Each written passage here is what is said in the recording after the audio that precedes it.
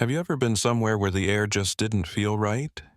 This land felt strange, like it remembered something it shouldn't have forgotten. It wasn't cold or warm. Let me ask you something first. Where are you sitting to listen? Enter it in the box below. It makes me happy to know where our listeners are because, let's be honest, some of you are probably closer than you think to places like this. This tale takes place in 1891, in a county that most maps don't show. It is deep in the rolling hills of southern Appalachia. From that time didn't care to name. It was called Raven County by the people who lived there, but the government never made it official. It was between two very steep hills that were so full of hemlock and black oak trees that the valley floor only got sunlight for 4 hours a day, even in the middle of summer. Most of the people who lived there were miners, loggers, and a few families who had been farming the same hard land since before the Civil War. They didn't talk to anyone. Not a single letter was written. They didn't want people to come over. That was fine for decades because no one had a reason to go see the graves until they started showing up. A researcher named Prosper Gatlin was the first person to report them. He was 44 years old, thin, and thinned out from the sun. He had deep-set gray eyes and a jaw that looked like it was cut from the same limestone he spent his days mapping. A coal company from Richmond hired Prosper to make maps of possible drilling sites along the eastern hill of what the company called Lot 14. But what people in the area just called the Hollow. For almost 20 years, he had done studies all over Virginia, West Virginia, and into the Carolinas. He didn't believe in old wives' tales. He took careful notes in a notebook bound in leather, wrote with a tight, slanted hand, and only believed what his measuring tools told him. Prosper left the boarding house in Felker's Gap, Raven County's closest town, early on September 14, 1891. It wasn't much more than a shop and post office. Twice a week, a church with a crooked tower, and a few clapboard homes spread out along a muddy road. He had his tablet, his chain, his notebook, and a water bottle with him. It was cool for September, and there was a thin mist in the woods that made it look like something was in between being and not being. By mid-morning, he had reached the eastern ridge and started taking measures along the tree line. That's when he saw the first one. A 6-foot-long, 3-foot-wide mound of dirt tucked between. There are 2 oak trees about 30 yards from the path. The form was clear, even though it was covered in moss and partly sunk. Prosper had been to a lot of graveyards and knew what one looked like when he stood on top of it. What struck him was that there was no sign of any kind, no stone, cross, or carved initials. There was only the ground that had been shaped by people's hands and had stopped moving for a long time. It was written down in his notebook, and he moved on. He found 7 more by noon. They were spread out all over the slope, and there was no clear order to them, some close. Together, a few hundred yards apart, they were all pretty much the same size and shape, and they all faced the same way, east to west, as was the tradition. But there was something else that stopped Prosper from smoking and made him stand still. Each grave had a dead tree around it. Not sick or dying, just dead, bone-white and stripped of bark, standing out against the green forest around them like pale fingers. Only the trees closest to the graves were still there. The rest of the world got thick and wild. But inside 'em, around each mound, about 10 feet away, nothing lived. There was no grass left. The moss stopped at a line that couldn't be seen. It looked like even the bugs avoided those bare spots of ground. Prosper wasn't easily scared, but that night he wrote in his journal. This is the only copy that has been found, that standing among the graves felt like being in a room where everyone had stopped talking and the forest was holding its breath. He went back to Felker's Gap that afternoon and asked the people where the graves were. It wasn't what he thought would happen. The boarding house was run by a stern-looking widow named Odessa Puit. She was 61 years old and had hands that were rough from years of using lye soap and iron pots. She didn't say anything. She told him that people in the hollow didn't talk about the hill and that he shouldn't go back up there if he was smart. Prosper was the type of person who put faith in measures over warnings. The next morning, they went back. He brought a longer chain this time and chose to make a map of the whole graveyard. He worked in a planned way, going south along the slope from the mound he found the day before in the farthest northern part of the slope. By late morning, he had 19 in his hands. By early afternoon, 31. It was getting dark, and the mist came back in through the woods like someone or something coming home. He had found 47 unmarked graves spread out over almost a mile of ridgeline, 47, and not a single. Put a mark on any of them. Take a moment to think about that. There were 47 graves hidden on a ridge in a county with only about 300 live people. No one wanted to talk about them. That's not a graveyard. It's not a family plan. That is not at all the same thing. What's worse is this. As Prosper drew the maps, he saw that the graves were not placed at random. He drew them on his survey sheet that night in the dim light of his boarding house room. The positions made a shape when he put them on the paper. Not a perfect shape, not something that was made with tools, but still clear. From the highest point on the ridge, the path goes down in a slow, careful spiral toward the valley floor. Over many years, maybe even decades, people dug a spiral of graves into the side of the rock. Each body was put there on purpose, and each plot was picked not because it was convenient or because it was the norm, but because it was planned. That night, Prosper looked at his map for a very long time. Before he closed his diary, he wrote just one line. Who? Who put them in the ground, and where are they buried? The next morning, Prosper chose to go see Hayden Sperling, who seemed to be the only person in Felker's Gap who was ready to talk to strangers. It wasn't really fair to call Hayden the postmaster since he only had to handle mail twice a week in a closet-sized room. His voice sounded like gravel being rubbed over tin, and he was 57 years old and fat. His beard had turned mostly gray from red.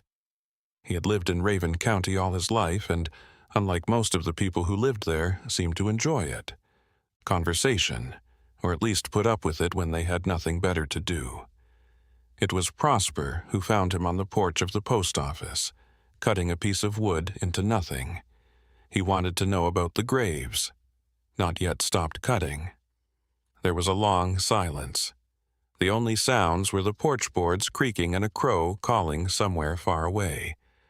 Then Hayden looked at Prosper with a face that wasn't quite fear or sorrow, but something that was uncomfortable in the middle, and said, "You found the winding." He said it as if it were a name, something everyone knew but never brought up, going around. He asked what it was that didn't tell him to sit down. The plot then changes because of what hadn't told Prosper that afternoon on the porch of a post office that was falling apart in a county that didn't even exist. What hadn't tell Prosper changed everything he thought he knew about that place. Hayden said that the graves on the hill had been there for as long as anyone could remember. His grandfather knew about them. The father of his grandpa knew about them. Folks from the Hollow who had lived there since the 1700s knew each other and followed the same rule. After dark, you don't go to the hill. You never dig on the ridge or follow the circle all the way to the middle. It was Prosper who asked what was in the middle. Not said he didn't know. No one did because no one who went to the center came back to talk. Think about it. I need to take a break now. If you're liking this story, the fear behind you is telling it. If you haven't already, now is a good time to make the switch. Also, if you're listening to this on a different station, know that our content was taken without our permission. Please report it. That would be really helpful. Okay, let's go further, because this is where things get darker. It wasn't important to Prosper to believe in spells or witchcraft. It was his field of study, of heights, angles, and exact measures. However, he was very interested, and the circular pattern on his survey map kept drawing him in like a thread he couldn't let go of. 3 days after finding the graves for the first time, on September 17th, Prosper set out to follow the circle to its center. He said he'd be back before it got dark in Odessa. She looked at him in that way that people do when they know they won't see that person again. He used his own plan to guide him as he walked along the ridge from the graves on the edge to the graves closer to the center. Wind your way through the dead trees and empty ground. It was cloudy in the morning, and the mist was thicker than normal. It stuck to the ground like it didn't want to let go. He saw things as he went deeper into the circle. There was less noise, but the silence got thicker, like the air itself was heavy and pressing against his ears, making his own footsteps sound muffled and far away. There were more and more dead trees. After that, they were the only trees left. Behind him, the living forest fell away. It looked like the ground he was walking through had been drained of all life. There were white trunks standing in gray ground under a gray sky.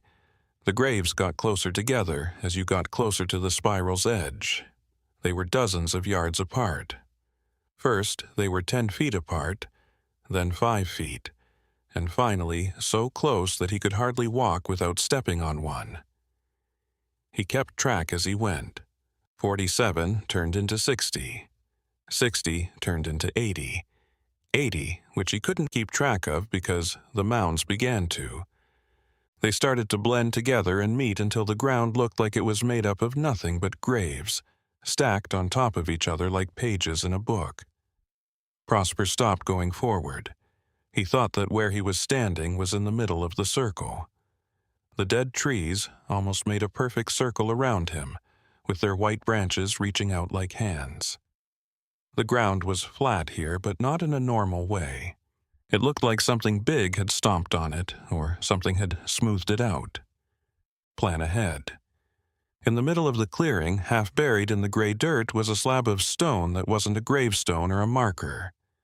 It was about 4 tons by 4 tons, dark gray, almost black, and it was level with the ground. It wasn't written on, carved, or marked in any way, but it was clearly put there by people. The surface was too smooth and the sides were too straight for it to be real. Prosper got down next to it. In his notebook, he wrote this after pressing his palm flat against the stone. These are his exact words, or as close to them as we can get. Copy that still exists, let's. The stone was warm, but not from the sun. There wasn't any sun from below. When I put my hand on it, I felt, or thought I felt, a beat. It wasn't a vibration or a mechanical pulse, but a slow, deep rhythm that made me feel like the mountain itself was breathing. He thought he had been there for about 10 minutes. At that point, the mist got so thick that he could hardly see the tree line. He could hear his own blood moving through his body because it was so quiet. His veins. Then he heard something else. A sound coming from under the stone. It sounded like someone or something was scratching something slowly, carefully, and patiently, like claws being drawn across a rock. It wasn't a scared or desperate scratching, but a terrible calm scratching, as if the thing making the sound had been doing it for a very, very long time and had no plans to stop. The wise man stood up. He moved away from the rock. But Prosper Gatlin didn't run as he came out of the circle. He was a man who walked, but the notes in his journal from that. Evening showed writing that wasn't steady anymore. There were sharper angles between the letters and words were pushed harder into the page.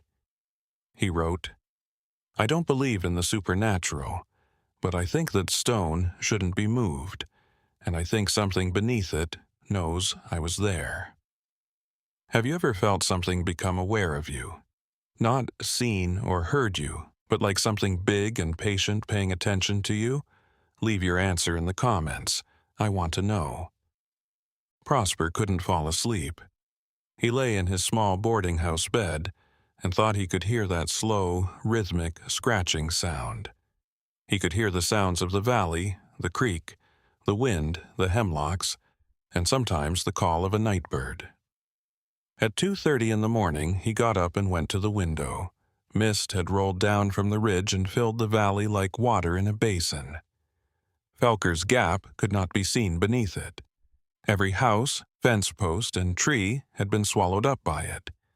The mist was too thick for him to make out details, but the shape of a person was standing still in the road below his window, facing the boarding house and his window. Prosper watched for a few minutes, but the figure didn't move, so he went back to bed. The next morning, he went outside and looked at the road where the figure had been. The mud was soft from overnight dew, and it held impressions well. There were no footprints, not a single mark. Someone had been standing in the mud for a long time. He asked Odessa if anyone in town had been walking around at night. She gave him that look again, which was a mix of worry and sadness, and told him that no one in Felker's Gap went outside after dark. No one. Prosper tried to keep working on his survey work for the coal company for 2 more days, but he couldn't focus. His measurements kept being off, and his angles weren't right. He cleaned his instruments, tightened every adjustment, and still the numbers wouldn't make sense. On September 20th, he rode to Brevard's Crossing, which is about 15 miles east of the county seat, to look for land records. He wanted to know who owned the ridge, who had been buried there, and if there was any official proof of the graves. What he found was almost more disturbing, more detailed than what he had seen. Fenimore Hatch, the 63-year-old county clerk, pulled out all of his records for the Raven County District. These included land deeds, tax rolls, census records, and death certificates. The records went back to 1803 when the county was first formed. The ridge showed up in the land records as unclaimed territory because no one had ever filed a deed for it or paid taxes on it. Felker's Gap and the hollows around it had a population that changed from 200 to 400 people over almost 90 years. This was normal for a small, isolated community. But the death records told a different story. From 1803 to 1891, there were only 29 deaths in the Raven County District. That's right, 29. In 88 years, there should have been several hundred deaths in a population that lived in harsh mountain conditions with limited medical care. Prosper calculated that there should have been several hundred deaths. At least 29 deaths were recorded. People died of fever, injury, old age, and the harsh conditions of mountain life. This meant that most of the people who had lived and likely died in the hollow had disappeared from history. They hadn't moved, as shown by direct family lines that went back generations. They hadn't been recorded under different jurisdictions because there weren't any other jurisdictions close enough to claim them. They had just stopped being recorded. Prosper asked Fenimore about this difference. The clerk adjusted his glasses, looked at Prosper for a long time, and said something that Prosper wrote down word for word in his journal. "Mr. Gatlin, there are communities in these mountains that handle their business privately. The dead are mourned, the dead are buried, and the dead are not talked about with outsiders. I have learned in 31 years of keeping this office that some questions are not meant to be answered by." The next day, Prosper went back to Felker's Gap with more questions than he had before. He tried to talk to the people who lived there again by knocking on weathered frames and speaking to faces that appeared in small openings and disappeared just as quickly. Most people just shut their doors, but one old farmer named Zedekiah Mosley, who was 82 years old, talked. His hands were like gnarled roots, and he had a... Before his wife pulled him inside, Zedekiah told Prosper in a voice barely above a whisper, "The winding takes what the mountain wants. It's been that way since before my people came here. Don't look for reasons. Reasons don't live in that soil." Prosper stood on Zedekiah's porch for a long time after the door closed, thinking about those words. The winding takes what the mountain wants. That night, the figure was back in the road, but this time Prosper didn't watch from the porch. He quickly got dressed, grabbed his lantern, and went outside. The mist was thick, and his lamp's light was only a few feet away. He walked to where the figure had been standing, but there was no one there. He stood in the middle of the road, holding his lantern up and slowly turning it around. The mist pressed against him from all sides, and the silence was heavy, like what he'd felt on the ridge. Then, to his left, toward the ridge, he heard it singing, very faintly. There was no wind, so the melody he didn't recognize rose and fell in ways that didn't fit any musical structure he knew. And the voice, or voices, because there might have been more than one, had a quality that made the hairs on his arms stand up. It wasn't the singing of the dead. He didn't mean that in a supernatural way. He meant that the sound itself was wrong. The notes stayed in place for too long, and the gaps between them were too even, too mechanical, as if whatever. The sound was made by someone imitating singing, but they didn't know what singing was. Prosper went back inside and locked the door. He didn't sleep. The next morning, September 22nd, he made a choice that historians who have studied this case would later argue about. He chose to go back to the center of the spiral, but this time he would bring tools, not to dig, because he wasn't that daring. He wanted to look at the stone more closely, take measurements, and write down what he could. As a scientist, he was very careful when packing. He brought a hammer, a chisel, a measuring tape, his journal, and a small hand mirror. The mirror was an afterthought. He used it in survey work to shine light into dark cracks. At the time, he had no idea that it would become the most important thing in the whole story. He reached the spiral's edge in the middle of the morning and started walking inward, the dead trees, bare earth, and mounds getting closer and closer. Even though the sky above the ridge was partly clear, the mist was still there, which shouldn't have been possible. Mist in the mountains only forms under certain conditions, and a clear sky on a September morning wasn't one of them. But there it was, waiting for him among the dead trees.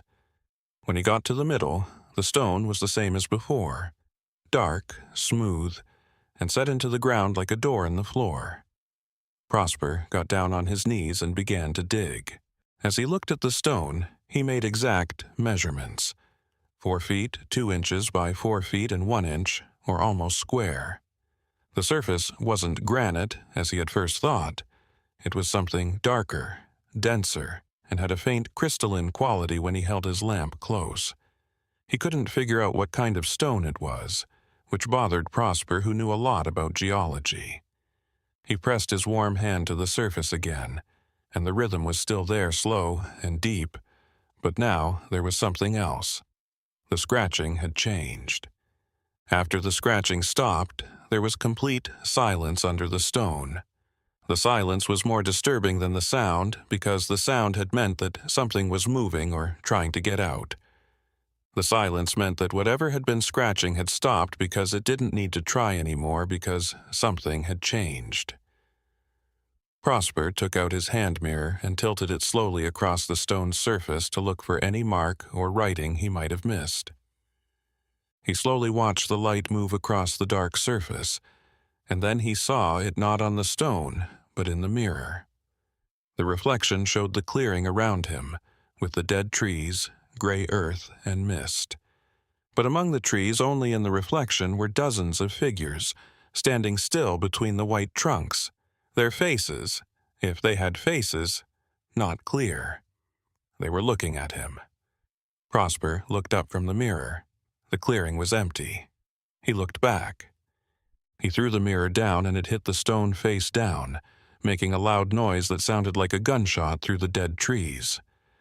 In the silence that followed, Prosper heard what he would later call the worst sound he had ever heard. A sigh from below, not from behind him or from the trees.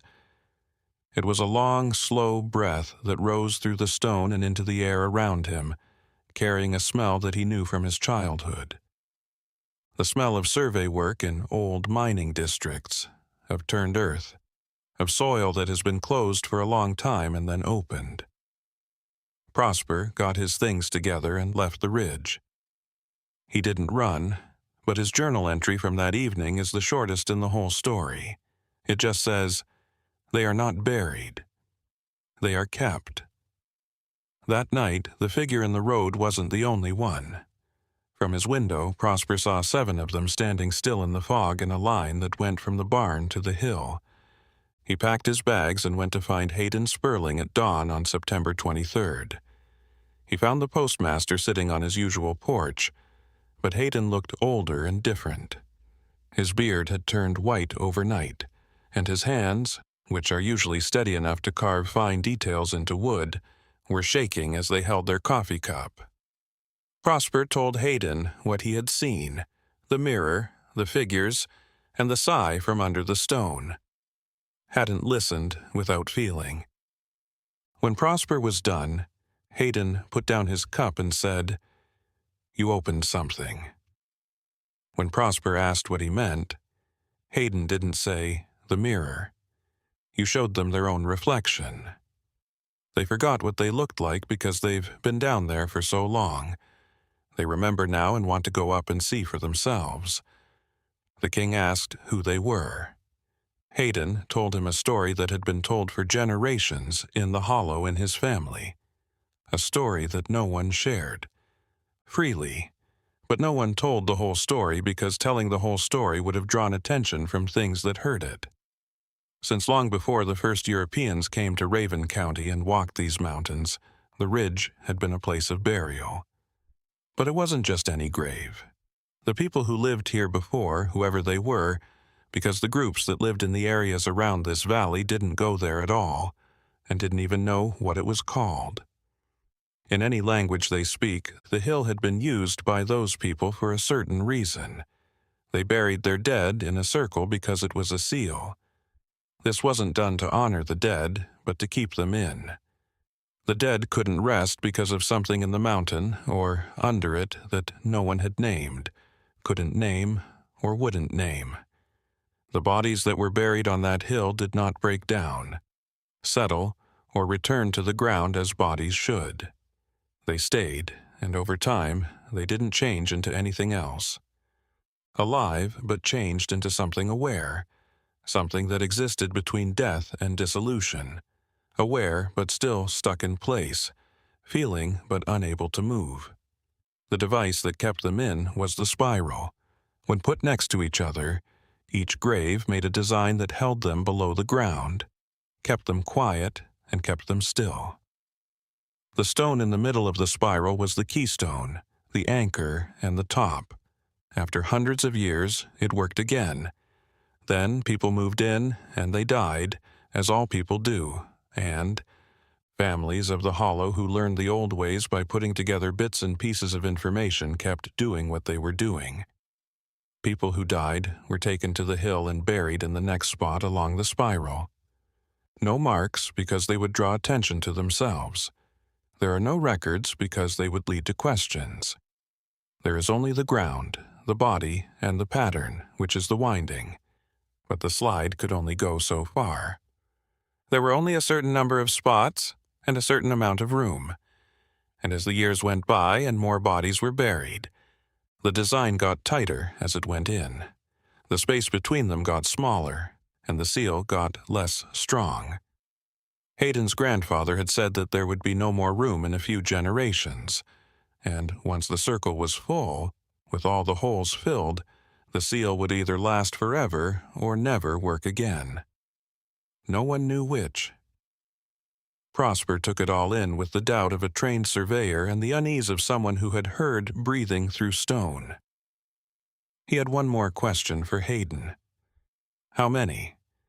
What jobs are still open in the spiral? Hayden stood there and looked at him with tired, shaky eyes. When I was young, my grandfather told me there were 11. That was 40 years ago. I think there are now 3 or 4, maybe even less. Prosper did the math in his head. Based on the number of people living in the hollow, the death rate, and the number of open jobs, the spiral would end in a few years, or maybe even sooner. Then he asked what would happen. Hadn't looked at his whittle knife yet, at the oak log in his hands. When he spoke in a very low voice. After that, we checked to see if the old ones were smart. He thought about that answer for a long time. The morning had burned off the valley's thin light, and now the ridge's shadows crept back across the town like the tide coming in. This was the last question he asked Hayden. It had been on his mind ever since he put his hand on the warm stone for the first time. Has anyone ever tried to stop it? To stop the circle and move the bodies around? Hayden's knife stopped in the middle of a cut. He wasn't angry when he looked at Prosper. Instead, he was more like worn out, like when you have a lot of useless information that makes you feel bad. In 1859, he said, a young man with a strong faith named Reverend Aldrich Drummond came through. He learned about the curving from a woman in Brefford's Crossing and thought the devil was behind it all. He rode into There were 2 ministers and a wagon full of crosses in the hollow. He said he was going to bless every grave on that hill and break the mountain's power over the dead. Hayden took a breath. He looked at the half-formed shape in his hands for a long time, as if the story were in the wood's grain. On Monday, they went up. By Wednesday, the deacons had come back on foot, without Reverend Drummond, his wagon, or any horses. They wouldn't or couldn't speak. Their voices had changed in some way. One of them never talked to anyone else again. After a few years, the other person was well enough to speak, but only during the day. His voice stopped like a lamp went out at night. He looked around and saw Drummond's Bible lying at the edge of the tree. It was open to a page that had been changed, and Prosper asked, "And Drummond?" Not ripped, scratched, or redone. Every word on those 2 pages had been changed to a single line that was written over and over in a style that looked like no one living. What did it say? Not set down. The knife, we're not asleep. He could feel the cool September air on his skin. From the porch, the ridge's shade had now reached. This was the first time he had noticed that there were no dogs, chickens scratching in the yards, or cats on the windowsills in Felker's Gap. Since he got there, he hadn't seen a single animal. He told Hayden about this. The postmaster gave a slow nod. The animals know. They have known for a long time. Birds fly over this valley, but they don't stop. Dogs brought in by. People from outside the group whine and pull on their leashes until they are let out again. Rats have been gone for years. The living things in this world don't want to be near whatever lives under that mountain. Felker's Gap was where Prosper left that afternoon. He didn't look back as he rode east toward Bevard's Crossing. In his survey report to the coal company, he said that drilling in Lot 14 was not suggested because the ground was unstable and the area was hard to get to. The business agreed with the report and went on to other prospects. The ridge was still there. Gatlin left Raven County, but he kept his notebook and wrote in it for a long time after he did. So the story doesn't end there. The entries from the months that followed show how a man slowly fell apart. October 1891. Prosper got a new survey job 200 meters away in the Shenandoah Valley. He woke up at 2 a.m. on his first night at the new site to the smell of turned earth. His window was shut. The second floor had his room. There was no reason given. November. The smell came back every night. And now he could see shapes standing still and watching in windows, mirrors, and any other surface that reflected light. It was December. He stopped using mirrors altogether. He put cloth over every surface in his room that could reflect light. It became his only way to shave. The forms showed up in other ways, though. He saw it in puddles, on the smooth surface of his theodolite, and in the dark glass of a window at night. in January 1892. Hayden Sperling was asked by Prosper in a letter if anything had changed in the hollow. The mailman marked the envelope "No such address" and sent the letter back without being read. He wrote once more, but this time to Fenimore Hatch, the county secretary. That letter also came back. There were a lot of people whose names he could remember that he wrote to. They were all in Feeler's Gap. Each letter was answered. There was no sign of Raven County at all. For Prosper, the time to come back was March 1892. No one knew where he was going.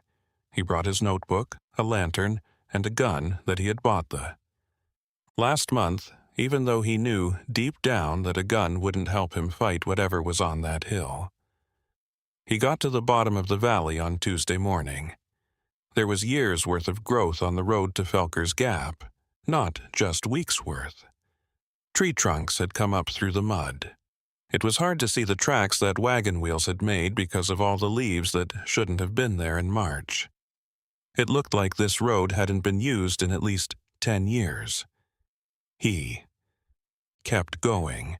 The gap in Felker's was empty, not left behind or empty. It was still there, the shop, the post office, the boarding house, and the church with its wonky steeple.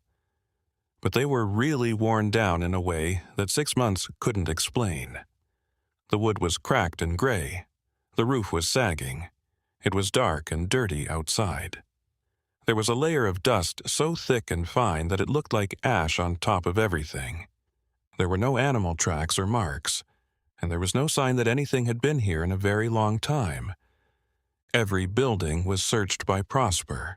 There were clothes and closets, dishes on shelves, and a confused piece of hickory on the porch of the post office, but no bodies or people. He took a walk to Zedekiah Mosley's farm on the edge of town. The door was wide open. Inside, there were 2 chairs at a table that was set up for a meal that had never been served. There was no longer any food on the plates. It had turned into a black, powdery residue. Everyone who lived in Felker's Gap was gone, all of them. Prosper knew for sure. He knew for sure where they had gone in a way that went beyond logic and was rooted deep in the structure of his bones. He went up to the hill. The mist met him at the tree line. It was thick and warm, and this time it didn't smell like turned earth. Instead, it smelled sweeter, like flowers that had been in a vase for too long. He stopped before going in. He turned around and looked back at Felker's Gap, the empty buildings, the quiet streets, and the thick layer of dust that covered everything. He thought about how serious Odessa looked. Those were really warns. He thought about Hayden and how his hands were shaking. He also remembered the story of the preacher who came to save the mountain but was eaten by it instead. In a low voice, Zedekiah had told him, "Reasons don't live in that land." This made him think of Zedekiah. He then turned around and walked back toward the ridge, into the fog, so Prosper Gatlin could see. That was his flaw and who he was. He had to record, measure, and stand in front of the incomprehensible and turn it into numbers in a journal. He knew it was the only way to deal with the world. He went into the spiral. The graves looked different now.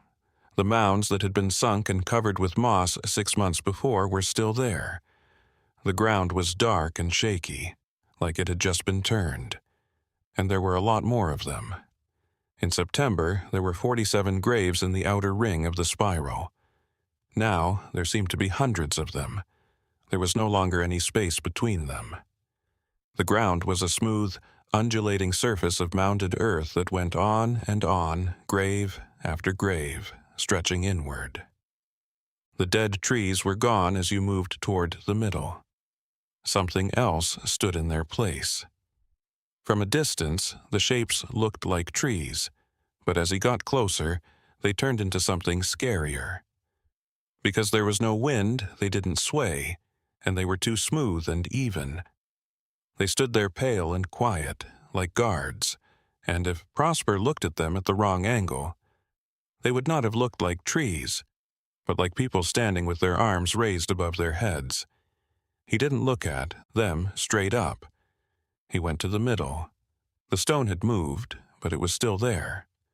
One edge had raised about 2 inches off the ground, as if something had pushed it up from below. From that 2-inch gap came a sound that wasn't scratching or breathing, but singing. It was the same melody he had heard from the road that night.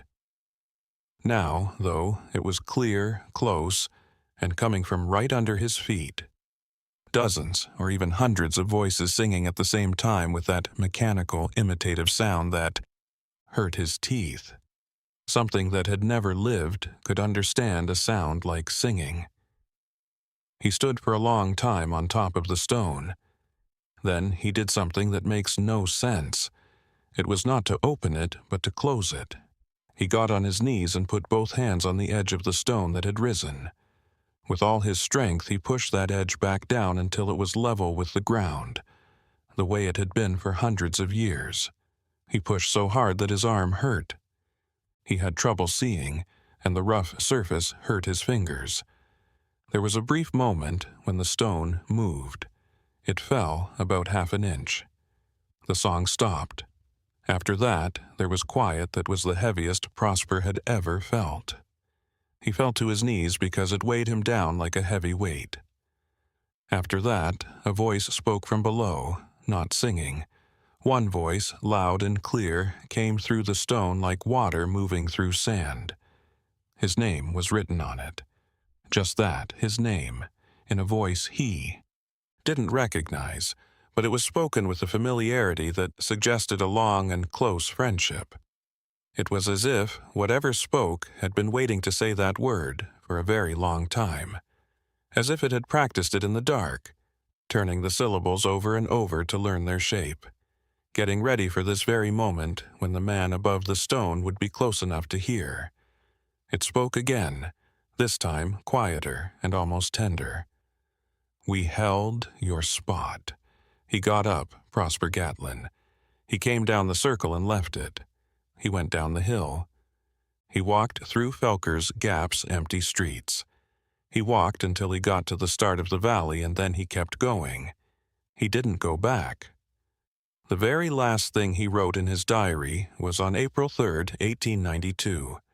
Some words can't be read because the handwriting is so shaky. The last line is clear, though.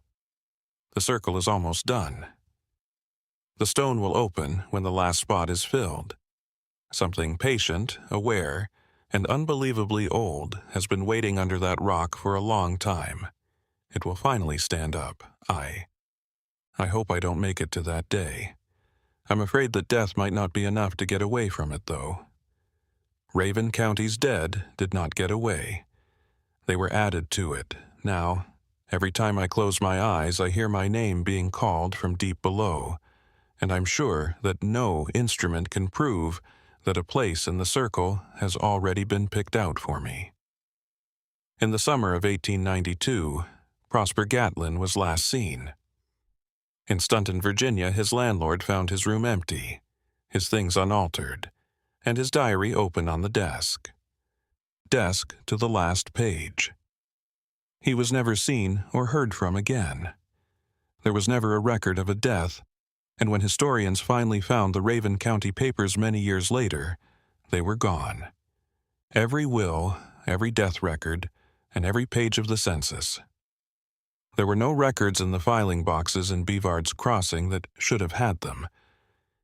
It was like the records had never been there. All of it can only be proven by Prosper's journal, which went through several private collections before ending up in the records of a small historical group in Western Virginia, where it still lies in a box marked Unverified Accounts, with most of the pages unread. Feeler's Gap has never been proven to exist by anyone. The ridge has never been found. The stone has never been found. But this is what wakes me up at night when I think about the story. A geological survey team working in the southern Appalachians in 1958 reported a seismic oddity. This was a low-frequency vibration deep underground that happened at regular times. It didn't work, fit any pattern in geology that is known. It wasn't caused by underground water, mining, or moving of the plates. In their study, the team said it was rhythmic and made sense from a biological rather than a geological point of view. No one ever told the people where the strange thing was. That slow, deep, steady beat has never stopped. Now, let me ask you something. Do you think the dead will stay where we put them? Or do you think some places are afraid to move because of what's hidden there? To keep it safe, but not from going. Because in 1891, Prosper Gatlin thought he heard something breathing under a rock. Even though it had been more than 60 years, the tools showed that something was still moving, still beating, and still waiting. Feel free to share a story like this one that took place somewhere no one talks about in the comments. It could be our next movie. Be careful out there. Also, don't look at yourself in the mirror for too long when the lights are on. They're low because the things behind you aren't always mirrors. These are memories, and they also remind me of you. This is what you were afraid of. Until the next time.